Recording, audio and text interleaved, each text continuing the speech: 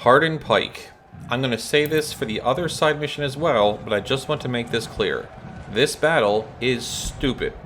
No general or any other officer would be willing to take this fight as is. In real life, this situation would be handled by an extended siege. But if this was real life, a time-traveling commander wouldn't be leading the army. So what's the preparation? Well, with 2 stages left, and each giving me a whopping 5 reputation on a win, that means I can take a reputation reward up to 10 points and still get back to 100 before Washington. So, I'll grab the 24-pound howitzers. Why I'm taking them specifically will, hopefully, make more sense after you see the rework I'm about to do. I'm also grabbing every general and colonel from the barracks.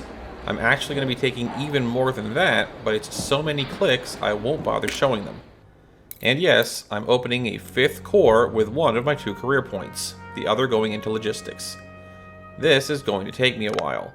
I'll grab a sandwich, you guys just wait 5 seconds. Alright, fun time. Cannon Commander Daniel Hill is back in play, and he's way down here, in 5th Corps. Trainer General Albert Johnston is also up, down in 3rd Corps. Which means between them, I'm going to have 3 supply wagons.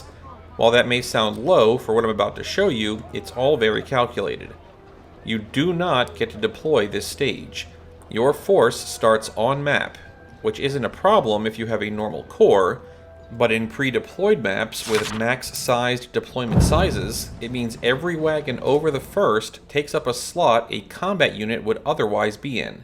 And after running this map a number of times, I figured that I want 3 wagons to optimally supply my cannons, and no one else. What I have done is, I made a full 5th Corps, with 3 sniper specialists, 3 mid-range, yada yada yada.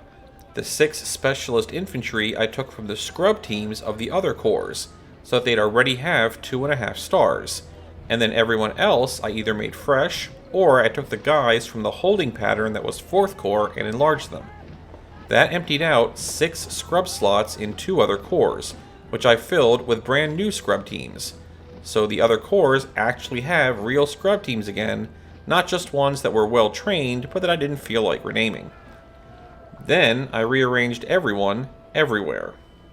Looking at 5th Corps, and Daniel has 23 cannon batteries and the newly minted 5th Corps sniper team. This is every cannon that isn't yet 3-starred, including the 8 new ones I just made. 3rd Corps has all the new troops that will make up 5th Corps, though with their 8 cannons and sniper squad being under Daniel at the moment, I slid in the 6 newly made scrub infantry and 2 more guys to bring it to 23 brigades. I really don't care how this corps is arranged or named. You'll see why in mission.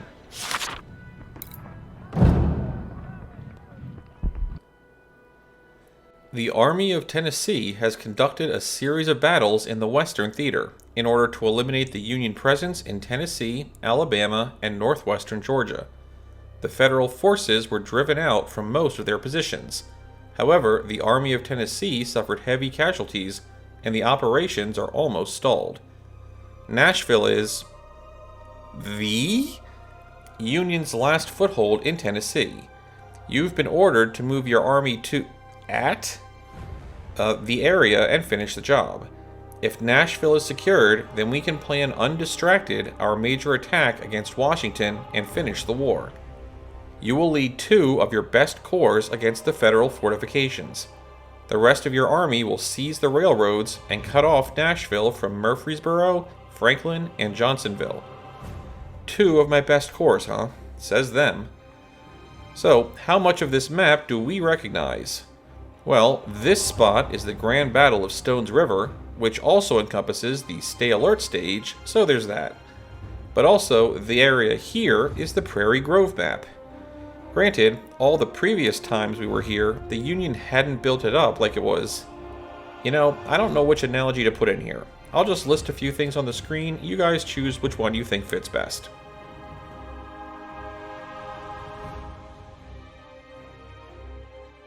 General, Nashville is surrounded by formidable fortifications, second only to Washington. We shall attack the northern part of the Federal defensive line at Hardin Pike.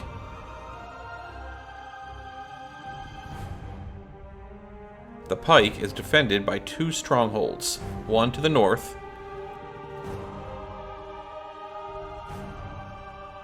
and the second to the south of the road. They are protected by this redoubt, and all of them are surrounded by a trench line.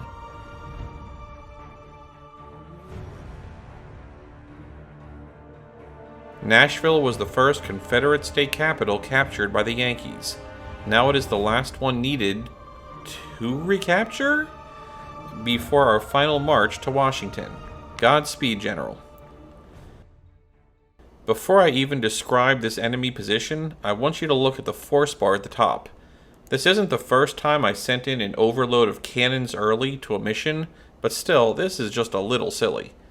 It'll look nicer once my infantry corps shows up, but even then, the Union outnumber me by thousands of men, have great fortifications, are mutually supporting positions, have defense in depth, supply depots, and no gap to exploit. This stage is just a nightmare designed to deplete your forces, which is why my main attack will be a massive bombardment followed by a charge of a huge number of mostly new recruits. They, aren't worth as much. We do have one advantage, and that advantage is why I chose to do this side mission first. The one thing the Union doesn't seem to have is good spotting. I don't believe they have any vantage points in the north, nor wandering skirmish scouts anywhere. Also, their two defensive spots here are in woods, and if you look in these areas, you'll notice all sorts of hills and valleys. What this all means to us is that the Union can't see for squat into this forest. And you'll notice how far up I drew that line. Yes, you can push cannons all the way to this spot and they won't be seen. So having spotted my cannons, I'll spot my sniper squad in this spot for spotting. I've only equipped them with the old hunter rifles because I know they are low experience and are going to get smacked around. If they can get some training shots off, great, but their main job is just to make sure my cannons always have something to shoot at, even if they get hit for their trouble. The Cannon Corps' main goal is to have eliminated, not just forced to flee, but actually shattering, these 5 Union defenders. If they succeed, then I can safely get my sniper team farther into the woods, and I can adjust my cannons to start lobbing shots into the densely packed hill fort. Their projectile resistance bonus is great in there, but they are also so close to each other that every shot should do damage to like 6 different units. My infantry corps will be along when the clock gets to 8:02. The supply wagons will join the cannons, the 3 cavalry will move to here, and their goal is just to run down any Union troops that flee north, and the 3 new 5th Corps sniper infantry will stand here with a plan of, once the way is clear, moving along this route to push off some enemy forces from the forward wall and give my flank some cover. And the entire rest of the corps is going to do this. I'm going to repeat the massive river crossing of Malvern Hill in this stage. When the time is right, which for me will be around 12:20 on the clock, I will start moving the infantry corps forward, getting all of the brigades stacked on top of each other, and having them march through as much forest cover as I can before smashing into the enemy fort walls. If my cannons have done a good job, this assault will be chaotic but heavily in my favor. After taking the top hill, I will spread out a few infantry, hopefully the most exhausted ones, around the tree edges like so. This will allow me to shoot into the backs of some more wall defenders, as well as give me a perimeter to stop any Union counterattack. It's tempting to chase down the fleeing enemy units, but remember they have a whole other force on the next hill over that will be happy to plaster your guys as they charge into open ground. As I'm taking the north hill, I'll also slide my cannon force over to this area. They may very well be out of ammo at this point, but they can still fire at half speed even if they are. And as well, there should still be some supplies left over in the fort that the cannons can use to get back into normal action. As for all of the infantry that isn't reassigned to North Fort guard duty, they'll head to the south tip of the fort and get ready for Part 2. The bottom fort won't be so easy. It's got many more men in it, and I don't have time to soften it up first. I'm just going to have to eat the losses and make a move at it to breach it before the stage ends. My cannons will be providing what support fire they can, and those 3 sniper infantry will be heading down this way to remove some crossfire, but I'm just going to have to count on my 2 divisions of available infantry to be able to push in and run off all opposition.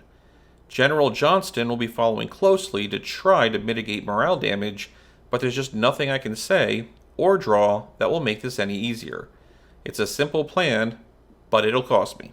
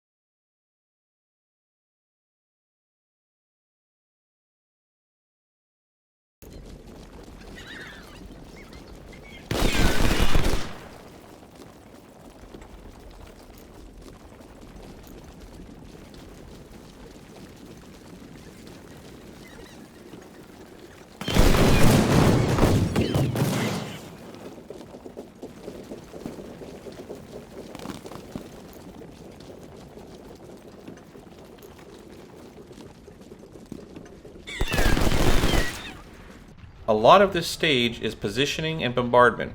The only actual orders I will be giving is to move up the infantry into position, sliding the skirmish team to try to get some spotting, and repeatedly mousing over my cannons to make sure they are constantly targeting something. So, until the big event, I'll just drop in to fast forward.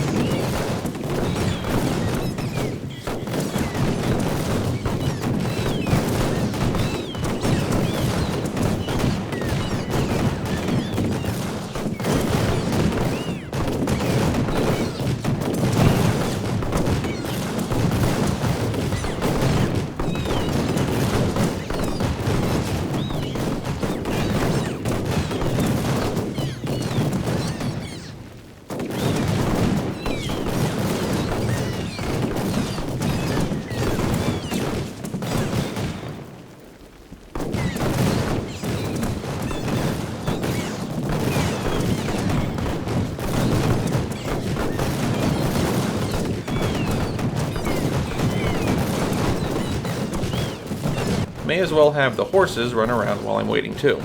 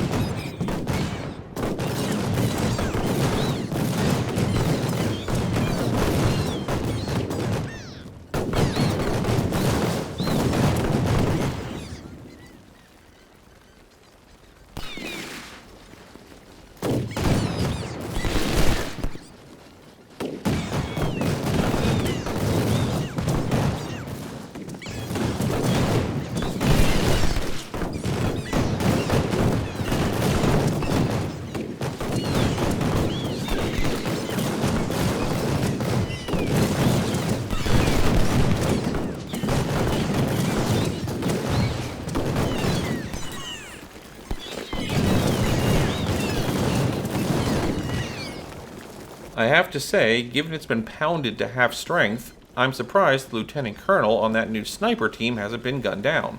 Props to him.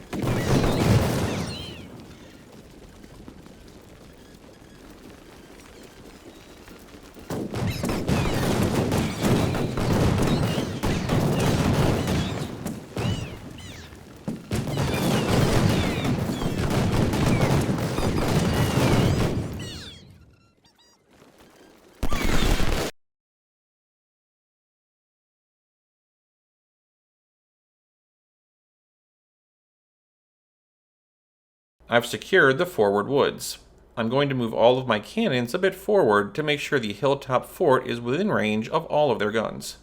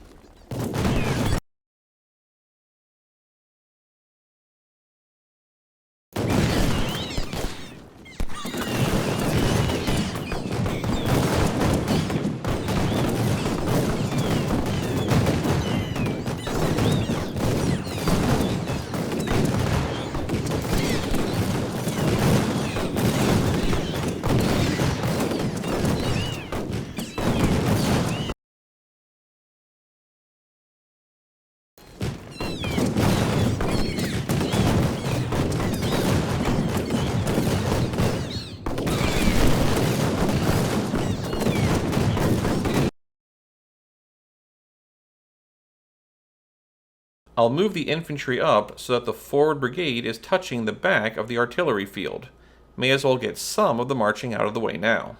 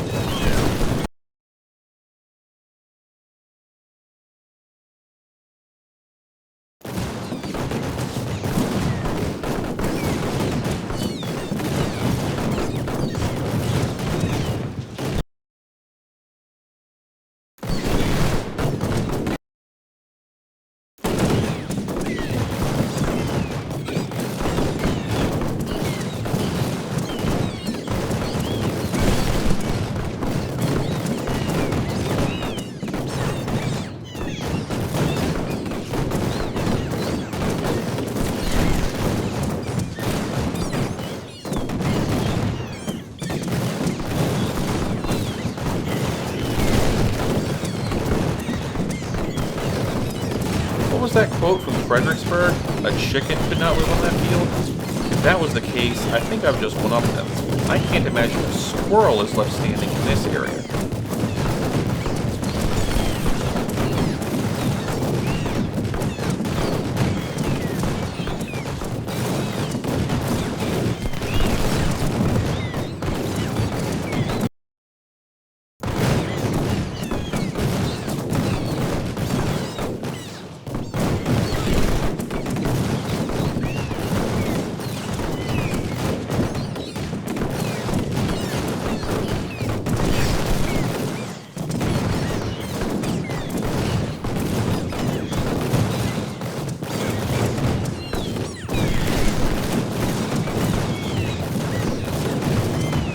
That's all the time I can spare. Godspeed, gentlemen.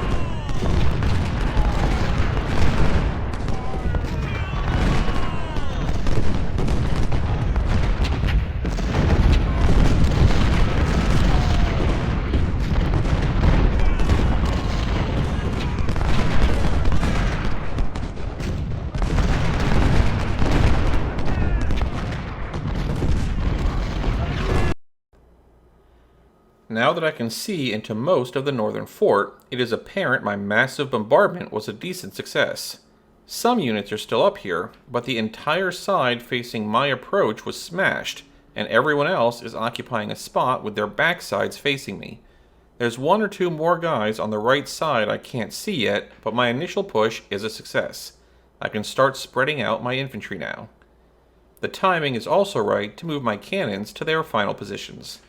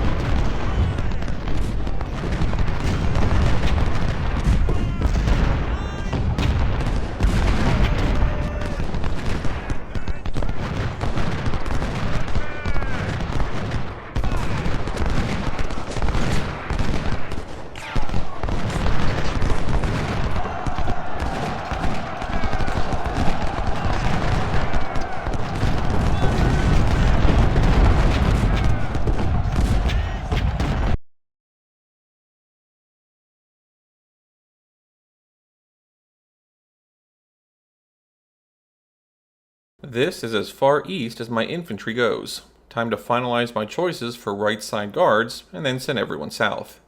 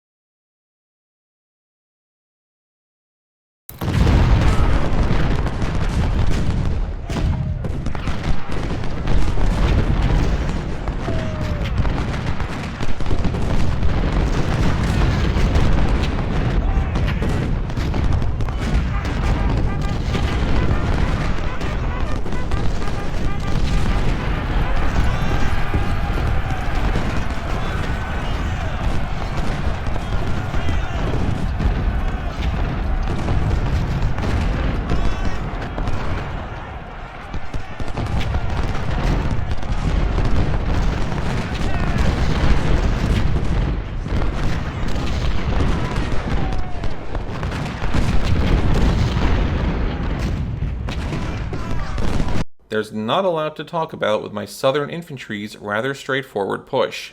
They will either make it to the flag in time, or they won't.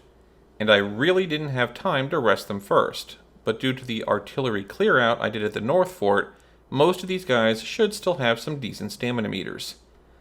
I will say that I mismanaged my cannons a bit starting now, however. The ones on the left are all close support, but at a longer range, and the long-range ones at the North Fort, which have refilled some ammo from the depot, I didn't retarget, so they are all firing at the guys on the right instead of at the far more useful target of the center of the Southern Fort. This may just be rationalizing rather than a sound observation, but they are getting more kills firing at infantry in the open, and since I want these guys to level up, that will help. But whether it was worth a harder fight at the south is debatable.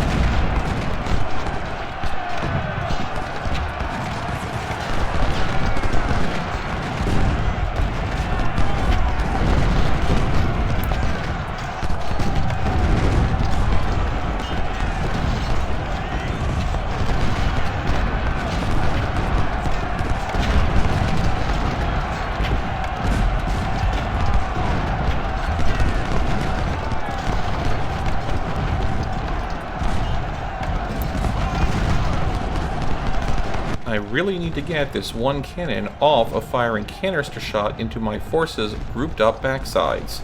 That's what I sent the sniper infantry down here for, after all.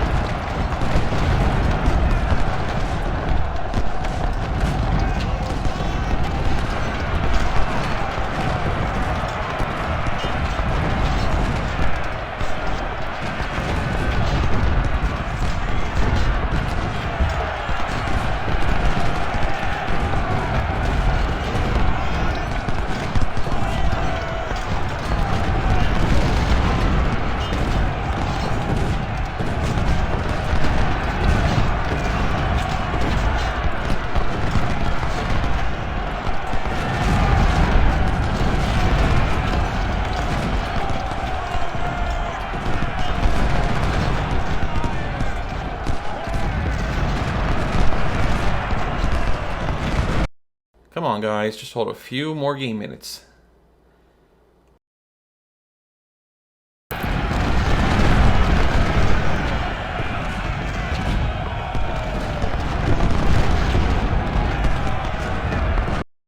Oi, that's just shy of 20,000 for the Union to just over 8,000 for me. Barely over 2 to 1.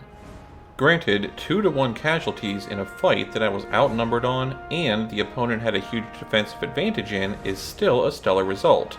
But the thing is, I have to manage my army.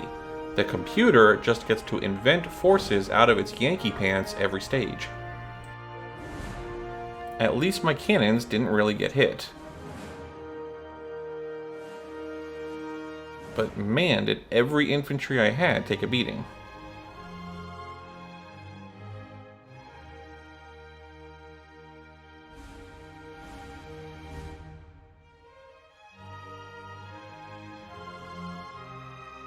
Three wounded and 2 dead officers isn't all that surprising for this stage.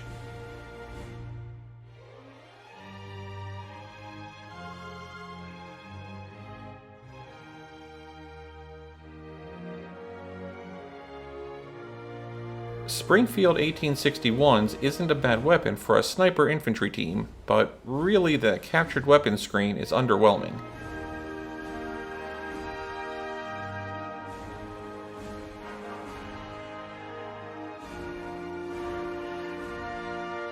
Man, this hurt.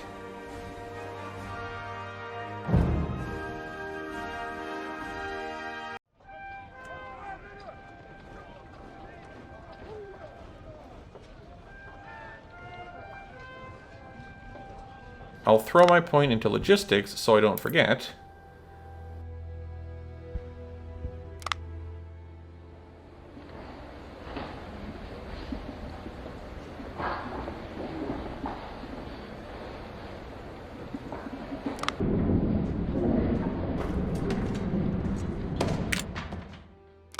I'll take a save here so I don't forget.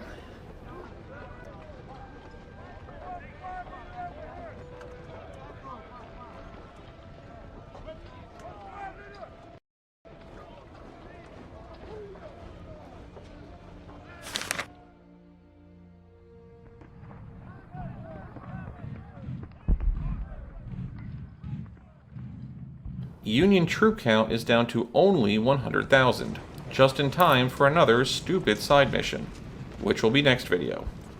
Almost there.